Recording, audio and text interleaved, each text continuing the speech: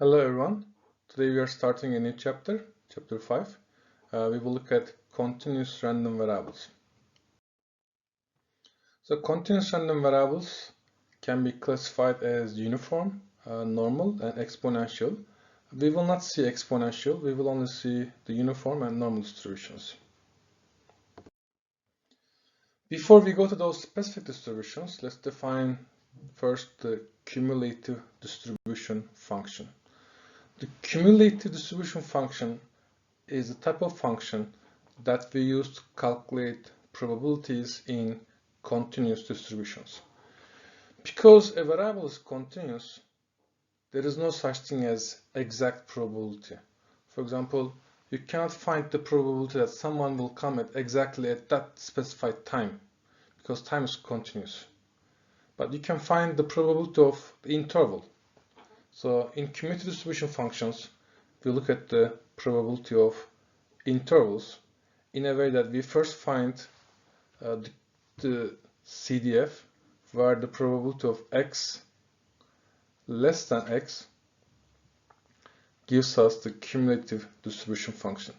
And the next step, if we want to find the probability that the outcome is between two numbers, a and b, we find the cumulative probability for the big number, the higher number, and we find the cumulative probability for the smaller number, and we take the difference. Now, the PDF is not something that we use that much common, but we use a PDF to find the CDF functions. First of all, the probability density function fx is always greater than 0. And if you look at the fx in the entire range of x, the total probability will always be equal to 1. Now, in continuous distributions, we always look for the probability that x is between two numbers, let's say a and b. And to find this probability, we take the integral of the probability density function from a to b. Now that looks like kind of complicated, but for this course we will only keep it very easy, and we will only see maybe basic integrations. And actually in normal distributions, we don't use integral at all. We use a table to find these interval probabilities. And the cumulative distribution function, the big F x0, is the area under the probability density function from the minimum x value up to x0. Again, this looks like a complicated formula, but we don't really use it that much for this course. Now, what we use for this course is like graphs, like those graphs. Now, this one is actually an example of the normal distribution. It's a nice curve shape, and we have A at the center, B on the right side.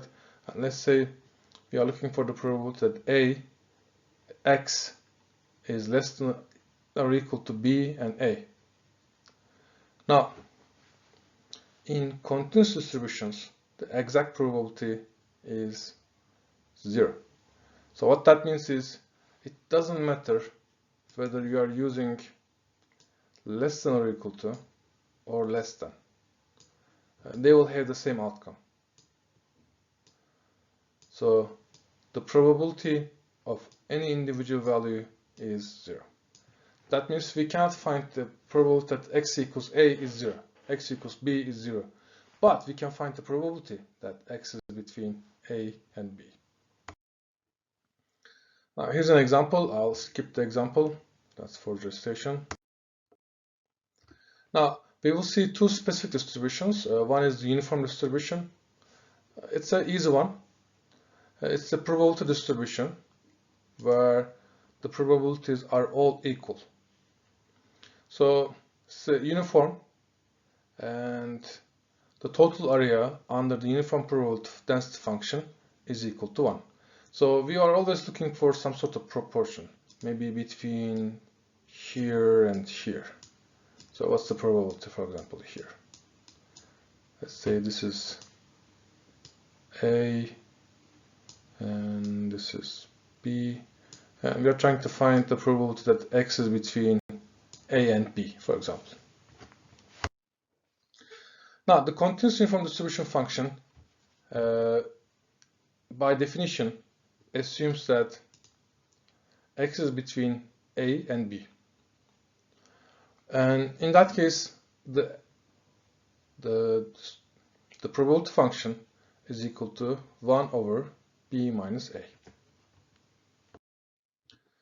Now, you can use that probability function to calculate the mean and the variance. We can actually use the integration formula to come up with those numbers. But I'll skip those derivations. What you need to know is the mean. Now, basically, if everything is distributed uniformly between A and B, the mean is in the middle. That's the idea. And you can also find the variance. The variance, this is the formula for the variance for the uniform distribution. So here's a simple example. We have a uniform probability distribution between 2 and 6. So this is the graph. On the left side we have the graph. Here's 2, here's 6, and fx is 1 over 6 minus 2, which is 0.25. So this is our graph, the probability density graph. And we want to find the mean. The mean is easy, it's in the middle. It's like 2 plus 6 divided by 2, that's equal to 4. Actually, we can also find it here. That's the mean. And the variance is B minus A over 12 square. So B is 6 minus A is 4. 4 square is 16. And we divide it by 12. So that means the variance will be 4 over 3. That's the variance. Again, uniform distribution is something that you use if the data is uniformly distributed. But our core subject of this course is the normal distribution. And this is something that you will use also in your project. So in the project, you will use the normal distribution. A normal distribution has a bell shape. It is shaped like a bell. It is symmetric, which means the mean, the median, and the mode are all equal. So they are equal. And they're at the center. And the center is the mu. So the normal distribution is quite complicated by formulas. But what we need to know is very simple. We only need to know the mean, mu, and sigma, standard deviation. Once you know those numbers, the mean, which is in the center, sigma shows us standard deviation, you know everything about this distribution. That's the idea. That's why it is so easy, and that's why it's so much applied in economics. So the mu is the center of the normal distribution. Sigma is a spread, standard deviation, and we denote this distribution as x, normal distributed, with mean equals mu, and variance equals sigma square. So let's say I do something like x is distributed normally with mean equals, say, 10 and variance equals 16. That means the mu here will be equal to 10 and the variance will be equal to 16. Now if the variance is 16, you just need to take the square root of the variance. And if you take the square root of 16, that will be equal to 4. So for any normal distribution, if you know the mu and sigma, you know the distribution. When we show in notation, we use the mu and sigma square. So we use the mean and the variance to notate a normal distribution.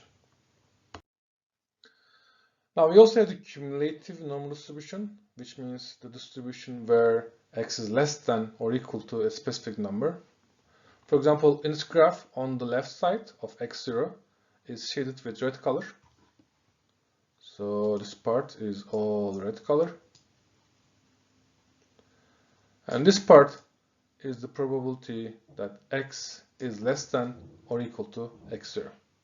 That's called the cumulative normal distribution for the normal variable. Now, as I stated at the beginning, in continuous distributions, there is no exact probability. So the probability that you get a specific number is 0. What we look for is the difference between two probabilities. So in that case, if you are looking for the probability that x is between A and B, what you do is you find the cumulative probability for B, you find the cumulative probability for A, and you take the difference, and that will give you the probability that x is between A and B. Now, these cumulative probabilities are based on a specific formula. Yeah, you don't need to know the formula, but you need to know the table. So in the table, for each number, there's a cumulative probability. So for example, here, the first one, this is the first one. The probability that x is less than b is any area on the left side of b. Now, the second one is the probability that x is less than a, so any area less than a. And if you want to find the difference between b and a in terms of probabilities, you find the probability of the cumulative probability of b, and you find the cumulative probability of a, and you take the difference, and that will give you the area, this area, that x is between b and a. Now, there are so many normal distributions. What we do is we convert any normal distribution into a standard normal distribution. How do we do that? We simply subtract the mean from the observation and divide by standard deviation, and that will give us the standard normal distribution. So the standard normal distribution is always between is always has a mean of 0. So for any standard normal distribution, the mean is 0 and the variance is equal to 1. So for any normal distribution, let's say x, if you take the mean value x minus mu of x and divide by the standard deviation of x, that will give you the z, which is the standard normal distribution. So here's an example. X is normal distributed with mean 100 and standard deviation of 50. Find the z value, which is like standard value, for x equals to 100. So find, we know x is 200, and subtract the mean is 100, divide by sigma, so 200 minus 100 minus 50, that's equal to 2, which means the value x equals 200 is 2 standard deviations on the right side of the mean. So basically, your original data, x, is where mu equals 100, sigma is 50. And the mean is 100, and original x value is 200. But if you convert this into standard normal, then the mean becomes 0, sigma becomes 1. So mean is 0, and sigma is 1. And you convert this x value, so the conversion again together. So this 200 will become 200 minus mu, which is 100, over sigma, which is 50. And that number will be equal to 100 over 50, that's equal to 2. So this 2 here,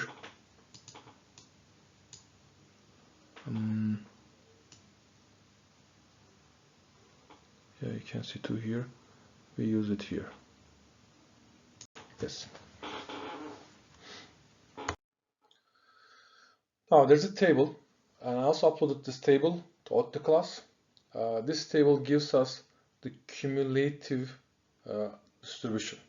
So for the rest of the semester, you will use this table to calculate the cumulative distributions for the standard normal distribution.